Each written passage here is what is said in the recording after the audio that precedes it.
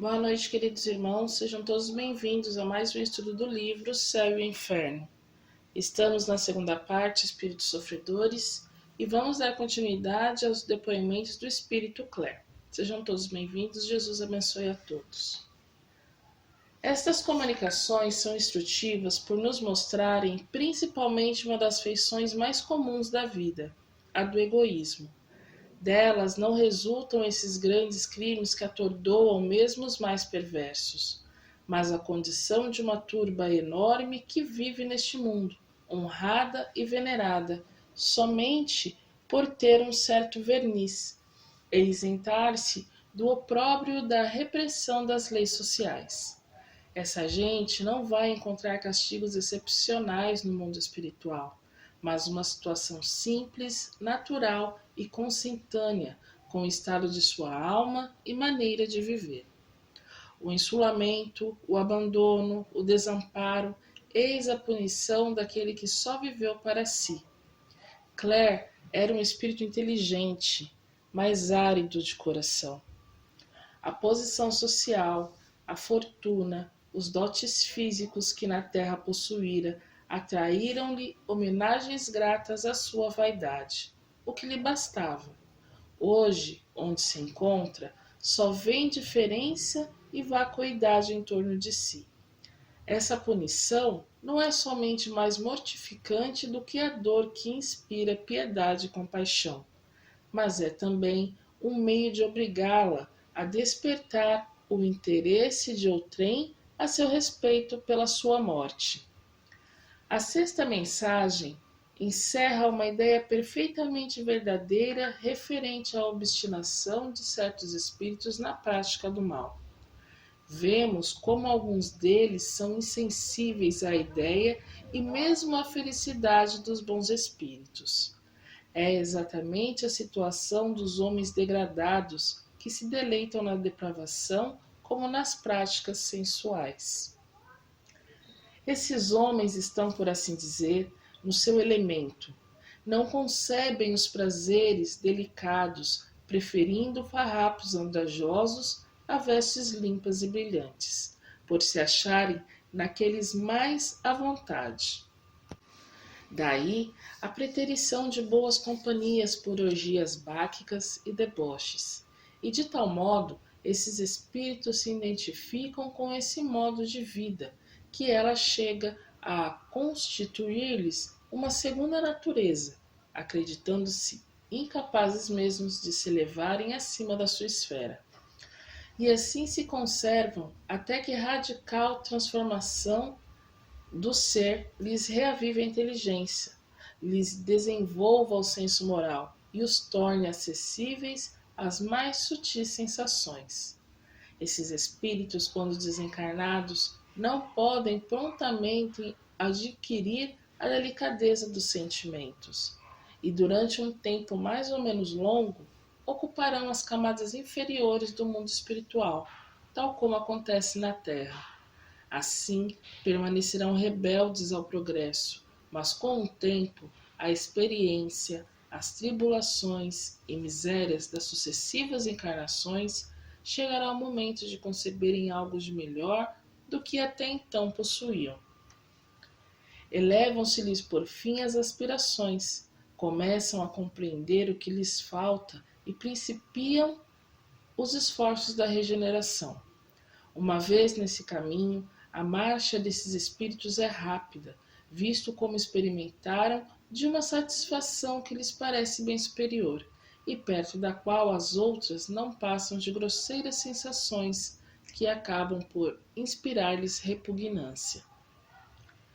Pergunta a São Luís: que devemos entender por trevas que se acham mergulhadas certas almas sofredoras? Serão as referidas tantas vezes na Escritura? Ele responde: sim, efetivamente as designadas por Jesus e pelos profetas em referências aos castigos dos maus. Mas isso não passava de alegoria, destinada a ferir os sentidos materializados dos seus contemporâneos, os quais jamais poderiam compreender a punição de maneira espiritual. Certos espíritos estão imersos em trevas, mas deve-se depreender daí uma verdadeira noite da alma comparável à obscuridade intelectual do idiota. Não é uma loucura da alma, porém uma inconsciência daquele e do que o rodeia, a qual se produz quer na presença, quer na ausência da luz material. É principalmente a punição dos que duvidaram do seu destino, pois que acreditaram no nada. As aparências desse nada o supliciam até que a alma, caindo em si, quebra as malhas de enervamento que a prostrava e envolvia. Esta momentânea redução da alma a um nada fictício e consciente de sua existência é sentimento mais cruel do que se pode imaginar, em razão da aparência do repouso que a acomete. É esse repouso forçado, essa nulidade de ser, essa incerteza que lhe fazem o suplício. O aborrecimento que a invade é o mais terrível dos castigos, visto como coisa alguma percebe em torno, nem coisas, nem seres, todas essas coisas lhe são trevas, verdadeiras trevas. São Luís. Claire, eis-me aqui. Também eu posso responder à pergunta relativa às trevas, pois vaguei e sofri por muito tempo nesses limbos, onde tudo é soluço e misérias. Sim, existem as trevas visíveis de que fala a Escritura e os desgraçados que deixam a vida, ignorantes ou culpados, são impelidos à fria região, inconscientes de si mesmos e do seu destino. Acreditando na perenidade dessa situação, a sua linguagem é ainda a da vida que os seduziu, e admiram-se e espantam-se da profunda solidão. Trevas são, pois esses lugares povoados e ao mesmo tempo desertos, espaços em que erram pálidos espíritos lastimosos, sem consolo, sem afeições, sem socorro de espécie alguma. A quem se dirigirem, se sentem a eternidade esmagadora sobre eles, tremem e lamentam os interesses mesquinhos que lhe mediam as horas, deploram a ausência das noites, que muitas vezes lhe traziam um sonho feliz, o esquecimento dos pesares. As trevas para o espírito são a ignorância, o vácuo, o horror ao desconhecido. Não posso continuar. Claire. Pois bem, meus irmãos, esse estudo sobre as comunicações do espírito Claire vem nos falar propriamente sobre o orgulho, sobre o egoísmo. E que é algo que devemos tomar muito cuidado, analisar as nossas ações, analisar os nossos comportamentos, porque tudo se refletirá no nosso futuro. Que possamos sempre examinar o nosso coração. Temos um coração bondoso ou temos um coração orgulhoso, um coração árido como o da Claire, que efetivamente não faz um mal direto a alguém, mas faz mal a si mesmo.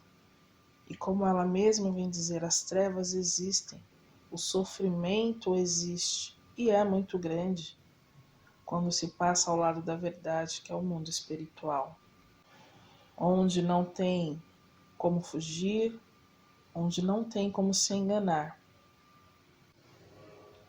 Que possamos a cada dia nos iluminar, elevar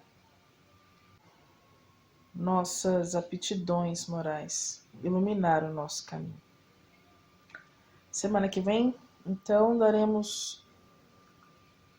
finalizaremos a última parte do estudo de Claire. Que Jesus abençoe a todos. Até lá!